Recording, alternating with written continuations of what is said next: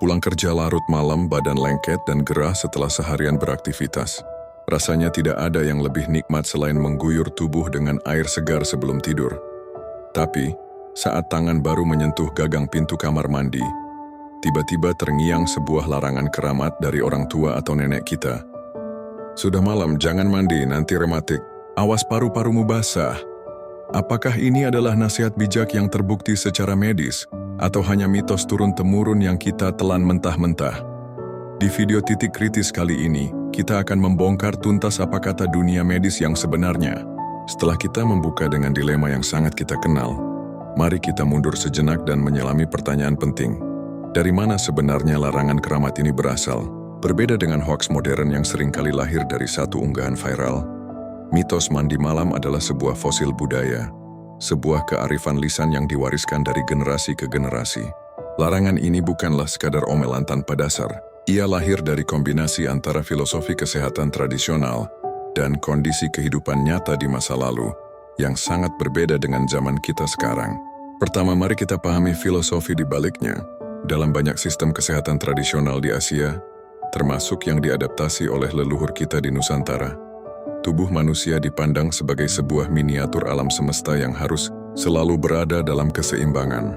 Salah satu konsep keseimbangan yang paling fundamental adalah antara elemen panas dan dingin. Malam hari secara alami dianggap memiliki energi yin, bersifat dingin, pasif, gelap, dan merupakan waktunya bagi tubuh untuk beristirahat, memulihkan diri, dan mengisi ulang energi. Dalam kerangka berpikir ini mengguyur tubuh dengan air, terutama air dingin, di tengah malam yang bersifat yin, dianggap sebagai sebuah tindakan yang mengganggu keseimbangan energi tersebut. Ini seperti membangunkan sistem yang seharusnya beristirahat dengan sebuah kejutan dingin. Kejutan ini dipercaya dapat membuat pori-pori tubuh terbuka dan rentan, sehingga memberi jalan bagi angin dingin atau elemen penyakit dari luar untuk masuk dan menyebabkan ketidakharmonisan di dalam tubuh, yang kemudian bermanifestasi sebagai penyakit seperti rematik atau masalah pernapasan. Ini adalah sebuah cara pandang yang logis dalam sistem filosofi kesehatan mereka. Sekarang mari kita letakkan filosofi ini ke dalam konteks kondisi kehidupan yang nyata di zaman kakek nenek, atau bahkan buyut kita. Mari kita lupakan sejenak kamar mandi modern kita yang nyaman, berdinding keramik, tertutup, dan mungkin memiliki pemanas air. Bayangkan kamar mandi di masa lalu. Seringkali posisinya terpisah dari rumah utama, berada di belakang dan semi terbuka. Dindingnya mungkin hanya terbuat dari bilik bambu atau papan kayu, yang celah-celahnya masih bisa ditembus oleh angin malam. Atapnya sederhana, dan lantainya mungkin hanya berupa tanah yang diperkeras atau semen kasar. Sumber airnya pun bukanlah dari shower yang bisa diatur suhunya, melainkan dari sumur yang ditimba atau dari tempayan besar yang menampung air hujan. Air ini, di tengah keheningan malam yang suhunya sudah menurun, akan terasa dingin menggigit, jauh lebih dingin daripada air dari ledeng di kota besar saat ini. Dalam kondisi seperti inilah pengalaman mandi di malam hari adalah sebuah pengalaman yang benar-benar menantang bagi tubuh. Sensasi dinginnya bukan hanya sekadar sejuk, tapi bisa sampai menusuk tulang. Tubuh yang diguyur air dingin di tengah lingkungan yang juga dingin akan kehilangan panas dengan sangat cepat. Akibatnya tubuh akan menggigil, sebuah respons alami di mana otot-otot berkontraksi dengan cepat untuk menghasilkan panas dan harus bekerja ekstra keras untuk mengembalikan suhu intinya ke level normal. Ini adalah sebuah bentuk stres fisik yang nyata bagi tubuh. Sekarang bayangkan jika seseorang yang mandi dalam kondisi seperti ini, kebetulan memang sudah berada dalam kondisi fisik yang tidak prima. Mungkin ia sudah kelelahan setelah seharian bekerja di sawah atau pasar. Mungkin sistem kekebalan tubuhnya sedang sedikit menurun. Atau mungkin, tanpa ia sadari, ia sudah terinfeksi bibit virus flu yang sedang dalam masa inkubasi. Stres fisik tambahan dari mandi malam yang sangat dingin ini bisa menjadi pukulan terakhir atau pemicu yang membuat kondisi tubuhnya semakin menurun. Keesokan harinya, ia pun jatuh sakit dengan gejala demam atau pegal linu. Dari observasi inilah, sebuah hubungan sebab akibat yang logis pada saat itu terbentuk. Kemarin malam ia mandi, hari ini ia sakit. Kesimpulannya, mandi malam menyebabkan penyakit.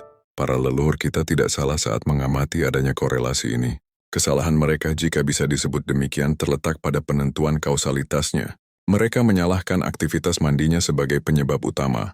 Padahal penyebab yang sesungguhnya adalah kondisi tubuh yang sudah rentan atau infeksi yang sudah ada, di mana mandi malam yang dingin hanya bertindak sebagai faktor pemicu yang mempercepat munculnya gejala.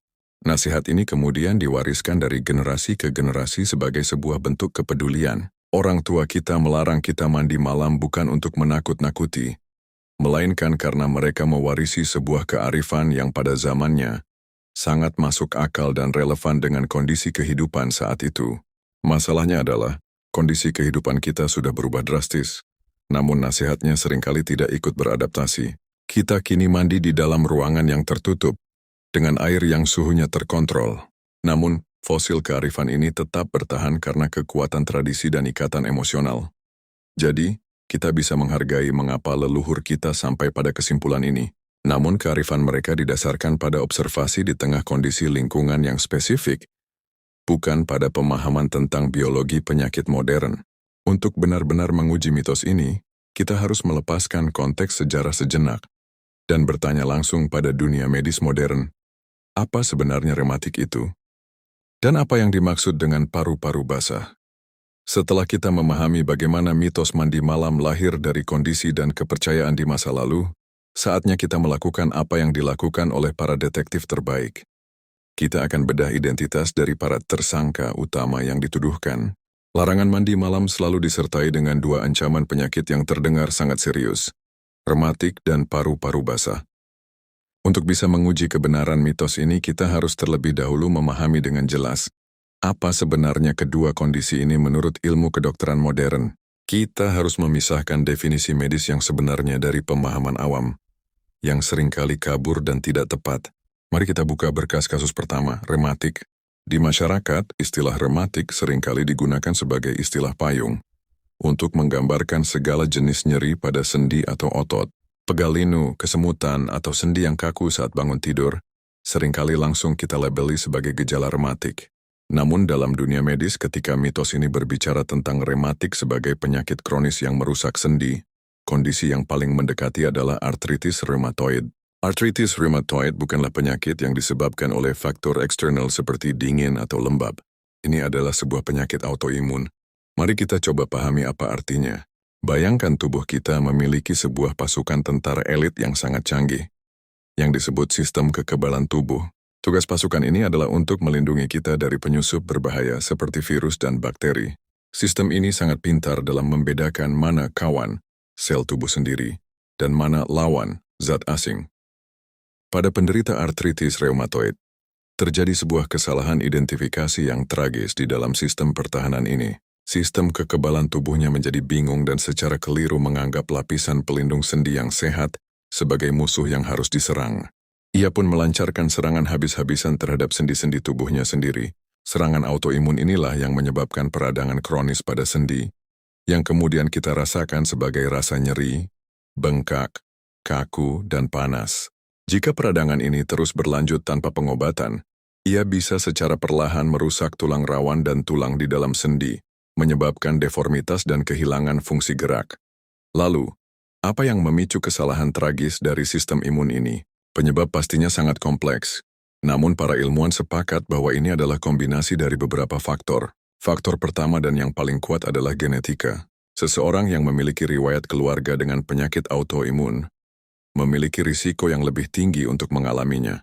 Faktor kedua adalah faktor lingkungan, seperti infeksi virus atau bakteri tertentu di masa lalu yang mungkin memicu respons imun yang abnormal, serta kebiasaan merokok yang terbukti secara signifikan meningkatkan risiko. Faktor hormonal juga berperan, yang menjelaskan mengapa penyakit ini lebih sering menyerang wanita daripada pria. Sekarang coba kita perhatikan daftar penyebab dan faktor risiko ini.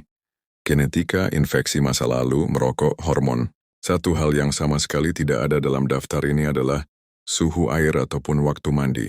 Sekarang mari kita buka berkas kasus kedua. Paru-paru basah. Istilah paru-paru basah bahkan lebih kabur lagi. Ini adalah istilah awam yang tidak digunakan dalam diagnosis medis resmi. Namun istilah ini biasanya merujuk pada dua kondisi medis utama yang berbeda. Kondisi pertama dan yang paling umum adalah pneumonia.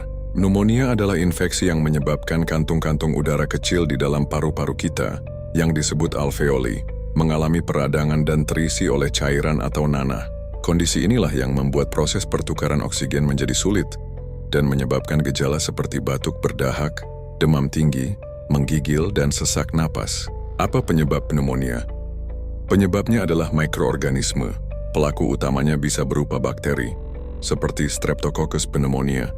Bisa juga virus, seperti virus influenza, RSV, atau bahkan virus SARS-CoV-2 yang menyebabkan COVID-19.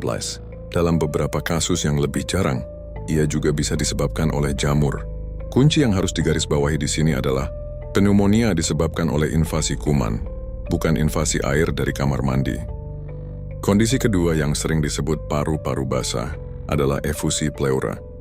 Ini adalah kondisi di mana terjadi penumpukan cairan di dalam rongga pleura, yaitu sebuah ruang tipis yang berada di antara paru-paru dan dinding dada. Penting untuk dipahami, efusi pleura biasanya bukanlah penyakit itu sendiri, melainkan sebuah tanda atau gejala dari adanya kondisi medis lain yang serius di dalam tubuh. Cairan ini bisa menumpuk karena berbagai alasan, misalnya akibat gagal jantung kongestif, sirosis hati, penyakit ginjal berat, tuberkulosis, TBC, atau kanker paru-paru. Organ-organ vital ini gagal berfungsi dengan baik, menyebabkan ketidakseimbangan cairan di dalam tubuh. Jadi, setelah kita membedah identitas kedua tersangka ini, kita melihat sebuah gambaran yang sangat jelas. Rematik adalah sebuah serangan autoimun yang kompleks dari dalam, sementara paru-paru basah adalah kondisi yang disebabkan oleh infeksi mikroorganisme atau merupakan gejala dari kegagalan fungsi organ vital lainnya.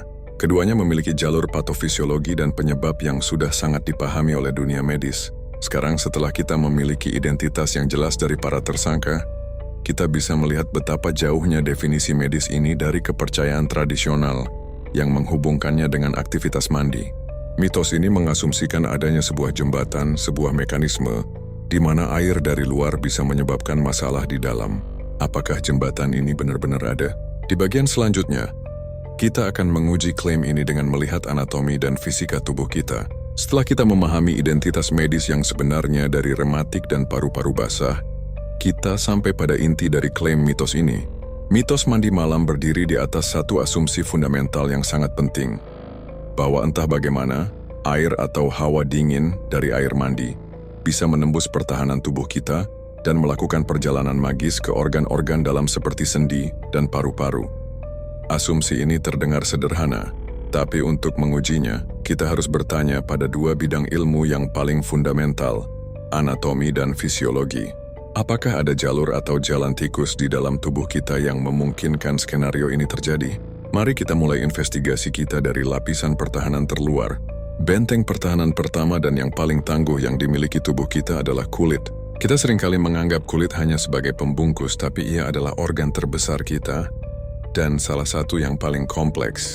Fungsi utamanya adalah sebagai perisai, melindungi dunia internal kita yang rapuh dari dunia luar yang keras. Dan salah satu fitur terpenting dari perisai ini adalah kemampuannya yang luar biasa untuk menahan air. Lapisan terluar kulit kita yang disebut epidermis adalah benteng pertahanan utama kita. Sel-sel di lapisan ini yang disebut keratinosit menghasilkan sejenis protein yang sangat kuat dan berserat bernama keratin. Ini adalah bahan yang sama yang membentuk rambut dan kuku kita. Saat sel-sel ini matang, mereka akan mati dan membentuk lapisan terluar yang keras dan padat. Lapisan ini tersusun sangat rapat, saling mengunci satu sama lain, dan celah di antara sel-sel tersebut diisi oleh lipid atau molekul lemak yang menolak air.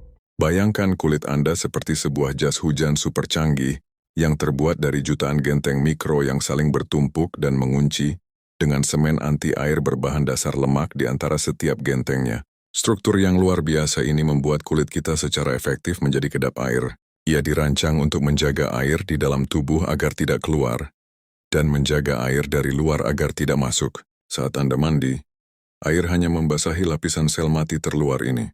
Ia tidak bisa merembes atau meresap masuk melewati benteng keratin dan lipid ini untuk mencapai jaringan yang lebih dalam. Tapi mari kita berandai-andai sejenak demi argumen. Seandainya air bisa secara ajaib melewati pertahanan kulit ini, kemana ia akan pergi? Apakah ada semacam pipa atau saluran dari kulit punggung kita yang terhubung ke paru-paru? Jawabannya, secara anatomi adalah sama sekali tidak ada. Paru-paru kita berada aman di dalam rongga dada, dilindungi oleh sangkar tulang rusuk yang kokoh. Satu-satunya jalan masuk udara dan partikel dari dunia luar ke dalam paru-paru adalah melalui satu jalur yang sangat spesifik, hidung atau mulut, turun melalui tenggorokan atau trakea, lalu masuk ke cabang-cabang bronkus. Tidak ada koneksi sama sekali antara sistem pernapasan kita dengan lapisan kulit di punggung atau di bagian tubuh lainnya. Gagasan bahwa air dari permukaan tubuh bisa secara misterius muncul di dalam kantung-kantung udara di paru-paru adalah sebuah fantasi anatomi. Baik bagaimana dengan rute imajiner menuju sendi, yang konon bisa menyebabkan rematik. Setiap sendi di tubuh kita, seperti lutut atau sendi jari, adalah sebuah struktur yang mandiri dan tertutup rapat. Sendi dibungkus oleh sebuah selubung yang tebal dan kuat, yang terbuat dari jaringan ikat, yang disebut kapsul sendi.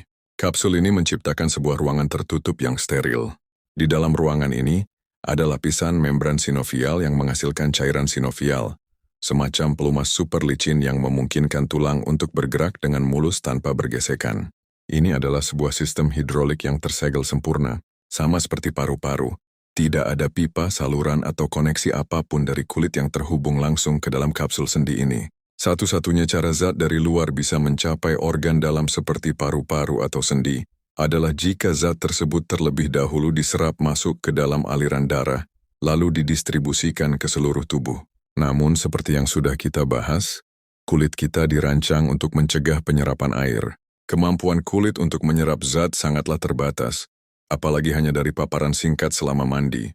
Jadi, jika air tidak masuk ke dalam, apa yang sebenarnya terjadi pada tubuh saat kita mandi air dingin di malam hari?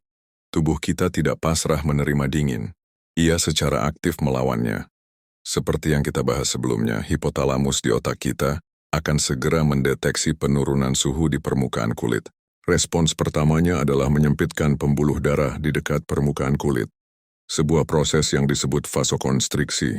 Ini adalah cara cerdas tubuh untuk mengurangi aliran darah hangat ke kulit, sehingga mengurangi jumlah panas yang hilang ke lingkungan. Jika ini tidak cukup dan suhu tubuh terus terancam turun, tubuh akan mengaktifkan mekanisme penghasil panasnya sendiri, menggigil. Menggigil adalah kontraksi otot yang cepat dan tidak disadari, yang dirancang khusus untuk menghasilkan panas internal dan menghangatkan tubuh. Perhatikan baik-baik kedua respons ini. Menyempitkan pembuluh darah di permukaan dan menghasilkan panas dari dalam. Semua mekanisme ini adalah tentang menjaga dingin tetap di luar dan meningkatkan kehangatan di dalam. Sistem pertahanan tubuh kita dirancang persis untuk mencegah skenario yang digambarkan oleh mitos tersebut. Jadi jembatan antara mandi malam dan penyakit rematik atau paru-paru basah ternyata tidak pernah ada. Secara anatomi, tidak ada jalurnya. Secara fisiologis, tubuh kita melakukan hal yang sebaliknya. Tapi mungkin ada mekanisme lain yang tidak kita lihat? Apa kata studi-studi medis dan kesimpulan dari para dokter dan ilmuwan? Setelah mengamati jutaan pasien selama bertahun-tahun, saatnya kita mendengar putusan final dari otoritas medis. Kita sudah memahami bahwa secara anatomi dan fisiologi, tidak ada jalur bagi air mandi untuk bisa menyebabkan rematik atau paru-paru basah. Jembatan antara aktivitas di luar tubuh dan penyakit di dalam tubuh ini tampaknya tidak ada. Tapi, mungkin ada mekanisme tersembunyi lain yang tidak kita lihat, yang hanya bisa dideteksi melalui pengamatan terhadap populasi besar. Disinilah kita harus beralih dari teori ke praktik. Apa kata para dokter, para ahli reumatologi, para ahli pulmonologi, dan para peneliti kesehatan masyarakat setelah mengamati jutaan pasien dan melakukan riset selama puluhan tahun? Saatnya kita mendengar putusan final dari otoritas medis. Mari kita mulai dengan kasus pertama, rematik. Para ilmuwan di seluruh dunia telah menghabiskan waktu yang sangat panjang untuk meneliti faktor-faktor risiko dari penyakit autoimun seperti artritis reumatoid. Mereka telah mempelajari genetika, paparan lingkungan, riwayat infeksi, kebiasaan merokok, hingga pola makan. Ribuan penelitian telah dipublikasikan di jurnal-jurnal medis terkemuka, menciptakan sebuah lautan data yang sangat luas. Dalam lautan penelitian medis ini, kesimpulannya sangatlah jernih. Tidak ada satupun studi klinis yang kredibel yang pernah menemukan adanya hubungan sebab akibat antara waktu mandi atau suhu air mandi dengan perkembangan penyakit rematik. Pedoman klinis internasional untuk diagnosis dan penanganan artritis reumatoid sama sekali tidak pernah menyebutkan mandi malam sebagai faktor risiko. Para dokter spesialis sendi atau reumatolog di seluruh dunia tidak akan pernah menasihati pasien mereka untuk berhenti mandi malam sebagai cara untuk mencegah atau mengobati rematik. Karena secara ilmiah, keduanya tidak berhubungan. Memang, ada sebuah kepercayaan terkait yang cukup umum, bahwa cuaca dingin atau lembab dapat memperburuk nyeri sendi pada penderita rematik yang sudah ada. Beberapa pasien melaporkan bahwa sendi mereka terasa lebih kaku atau nyeri saat cuaca dingin. Ada beberapa hipotesis ilmiah untuk ini. Salah satunya adalah bahwa perubahan tekanan barometrik di udara dapat memengaruhi jaringan di dalam kapsul sendi yang sensitif. Namun, penting untuk digarisbawahi, cuaca dingin ini mungkin memengaruhi persepsi nyeri pada sendi yang sudah meradang, tapi ia sama sekali tidak menyebabkan penyakit rematik itu sendiri. Sama halnya, mandi air dingin mungkin bisa membuat sendi yang sudah kaku terasa tidak nyaman untuk sesaat, tapi ia tidak akan memicu serangan autoimun yang menjadi akar dari penyakit ini. Sekarang, mari kita beralih ke kasus kedua, paru-paru basah. Putusan dari para ahli paru-paru atau pulmonolog bahkan lebih tegas lagi. Seperti yang sudah kita definisikan, paru-paru basah adalah istilah awam untuk pneumonia atau efusi pleura. Penyebab pneumonia adalah infeksi kuman, baik itu bakteri, virus, atau jamur, yang masuk ke saluran pernapasan kita, biasanya melalui udara yang kita hirup saat seseorang di dekat kita batuk atau bersin. Penyebab efusi pleura adalah kondisi medis serius lainnya, seperti gagal jantung atau penyakit ginjal. Komunitas medis global 100% sepakat bahwa tidak ada mekanisme yang masuk akal di mana air yang membasahi kulit Anda saat mandi bisa berubah menjadi infeksi bakteri atau virus di dalam kantung-kantung udara di paru-paru Anda.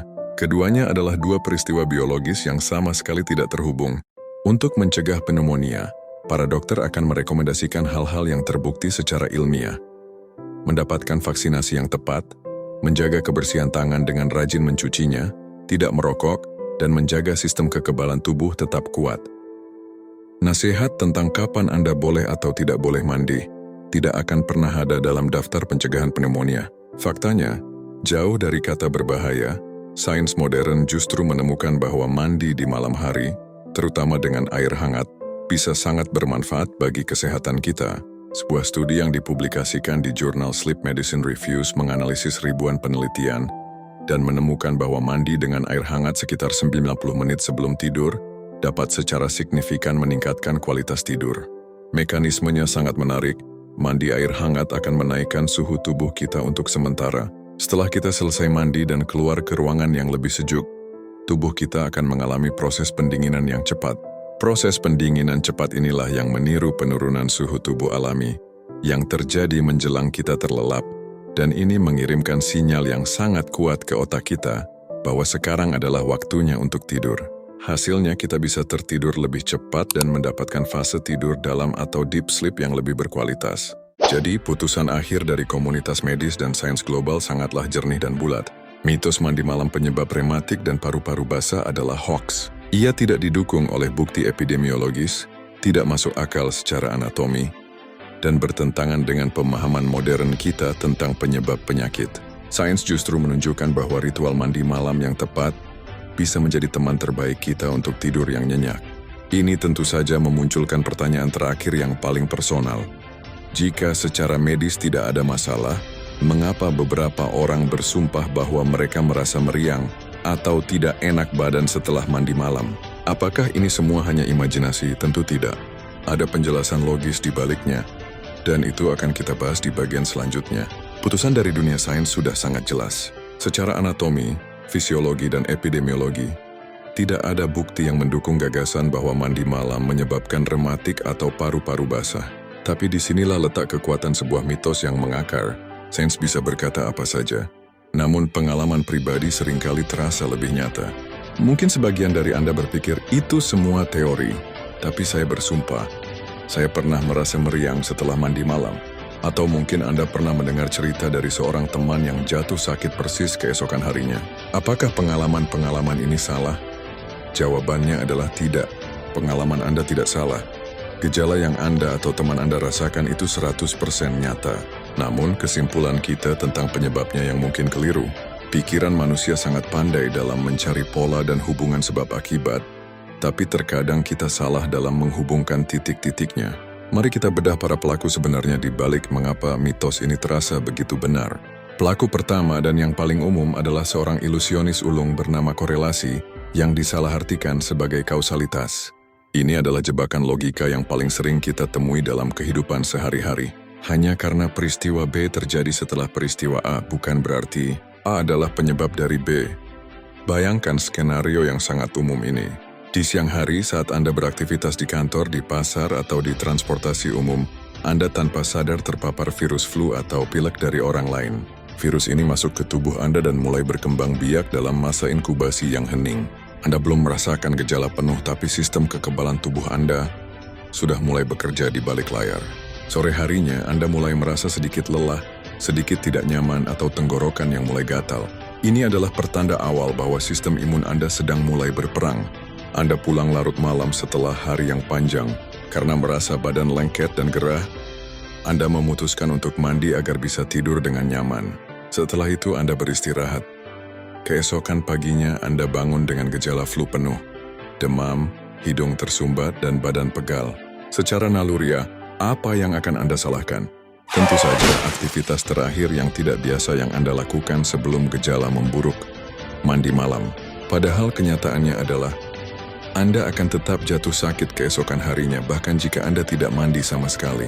Virus itu sudah menang dalam pertempuran kecil di dalam tubuh Anda. Mandi malam hanyalah sebuah peristiwa yang kebetulan terjadi di antara masa inkubasi dan munculnya gejala penuh. Ini adalah sebuah kebetulan, bukan penyebab. Pelaku kedua sangat erat kaitannya dengan yang pertama, kondisi tubuh yang sudah lemah. Coba tanyakan pada diri sendiri, kapan biasanya kita terpaksa mandi di waktu yang sangat larut? Seringkali, itu terjadi ketika kita baru pulang setelah bekerja lembur, setelah menempuh perjalanan jauh, atau setelah seharian penuh beraktivitas yang menguras tenaga. Dengan kata lain, kita mandi malam justru pada saat kondisi tubuh kita sedang berada di titik terlemahnya. Stres fisik dan mental serta kurang tidur adalah penekan atau supresor sistem imun yang paling kuat. Saat kita sangat lelah, produksi sel-sel petarung di dalam tubuh kita menurun. Pertahanan kita sedang di level terendah. Pada saat inilah, kuman-kuman yang ada di sekitar kita memiliki kesempatan terbaik untuk melancarkan serangan. Jadi ketika seseorang jatuh sakit setelah mandi malam karena kelelahan, pelaku yang sebenarnya bukanlah air yang mengguyur tubuhnya. Pelaku sebenarnya adalah sistem imunnya yang sudah loyo dan tidak siap menghadapi serangan virus atau bakteri yang mungkin sudah ada di tubuhnya. Lagi-lagi, mandi malam menjadi kambing hitam bagi kondisi tubuh yang memang sudah rentan. Pelaku ketiga adalah yang paling halus dan paling personal. Kekuatan sugesti atau efek nocebo. Seperti yang sudah pernah kita bahas, pikiran kita memiliki kekuatan yang luar biasa untuk memengaruhi kondisi fisik kita. Sejak kecil kita telah diprogram oleh nasihat-nasihat yang berulang, membangun sebuah keyakinan di alam bawah sadar kita bahwa mandi malam itu tidak baik atau berbahaya. Jadi, saat Anda memutuskan untuk mandi di tengah malam, mungkin ada sedikit rasa cemas atau was-was yang tersembunyi. Saat air dingin menyentuh kulit, sensasi kaget fisik yang sebenarnya normal bisa jadi diinterpretasikan secara berlebihan oleh otak Anda sebagai sinyal bahaya atau sebagai konfirmasi atas keyakinan yang sudah ada. Otak Anda, yang sudah mengharapkan hal buruk terjadi, bisa memperkuat sensasi-sensasi negatif. Rasa pegal yang tadinya ringan mungkin jadi terasa lebih dominan. Suhu tubuh yang sedikit menurun mungkin langsung diartikan sebagai meriang. Ini bukanlah imajinasi, gejalanya terasa nyata. Namun pemicunya adalah ekspektasi negatif dari pikiran kita sendiri. Jadi, misteri mengapa mitos ini terasa benar kini telah terpecahkan.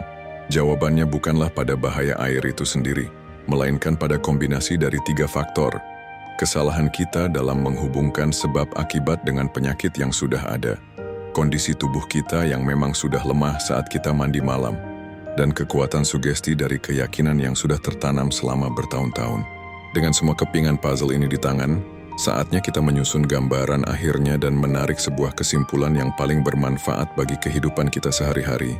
Jadi setelah melakukan investigasi mendalam dari sudut pandang sejarah, anatomi hingga psikologi, apa kesimpulan akhir yang bisa kita tarik dalam kasus mandi malam ini? Kita telah melihat bagaimana mitos ini lahir sebagai sebuah kearifan di zaman dulu. Sebuah kesimpulan yang logis di tengah kondisi kehidupan yang sangat berbeda. Kita sudah memahami bahwa rematik adalah penyakit autoimun dan paru-paru basah adalah akibat infeksi. Yang keduanya tidak memiliki hubungan sebab akibat dengan suhu air di kulit kita. Kita juga sudah membuktikan bahwa secara anatomi, tidak ada jalur bagi air untuk masuk dan menyebabkan kerusakan di dalam sendi atau paru-paru. Dan terakhir, kita telah menguraikan mengapa mitos ini terasa begitu benar.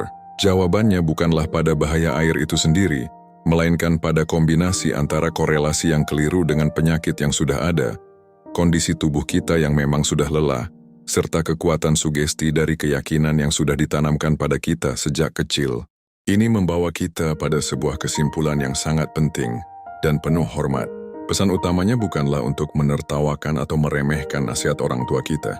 Nasihat tersebut lahir dari bentuk kepedulian dan cinta yang tulus, berdasarkan pengamatan dan pengetahuan terbaik yang mereka miliki pada masanya. Pesan utamanya adalah untuk mengambil semangat kepedulian itu dan memperbaruinya dengan pemahaman sains modern. Kita bisa menghargai niat baik di balik larangan tersebut, sambil membebaskan diri kita dari ketakutan yang tidak berdasar. Faktanya, sains modern justru menunjukkan bahwa mandi di malam hari, terutama dengan air hangat, bisa menjadi ritual yang sangat bermanfaat untuk merilekskan otot yang tegang dan mempersiapkan tubuh untuk tidur yang lebih nyenyak dan berkualitas. Jadi jangan lagi takut pada jam di dinding saat Anda ingin membersihkan diri. Dengarkan sinyal tubuh Anda yang sesungguhnya. Jika Anda merasa lelah, maka istirahatlah. Jika Anda merasa gerah dan lengket, maka mandilah dengan nyaman. Mitos mandi malam ini adalah salah satu dari banyak sekali nasihat kesehatan turun-temurun yang kita warisi. Saya yakin Anda pasti pernah mendengar yang lainnya. Sekarang giliran Anda. Nasihat kesehatan apa dari orang tua atau kakek nenek yang paling melekat di ingatan Anda dan selalu membuat Anda bertanya-tanya tentang kebenarannya? Apakah tentang tidak boleh makan biji cabai karena bisa menyebabkan usus buntu? Atau mitos-mitos lainnya? Tuliskan di kolom komentar di bawah. Komentar dengan ide paling menarik bisa jadi akan kita investigasi bersama di episode Titik Kritis selanjutnya. Jika Anda menikmati pencerahan berbasis sains seperti ini dan ingin terus membedah antara mitos dan fakta dalam kehidupan kita, pastikan Anda sudah menekan tombol subscribe. Dan agar Anda menjadi yang pertama tahu saat ada investigasi baru dari kami, jangan lupa untuk menyalakan juga lonceng notifikasinya. Terima kasih telah berpikir kritis bersama saya hari ini. Sampai jumpa di video berikutnya.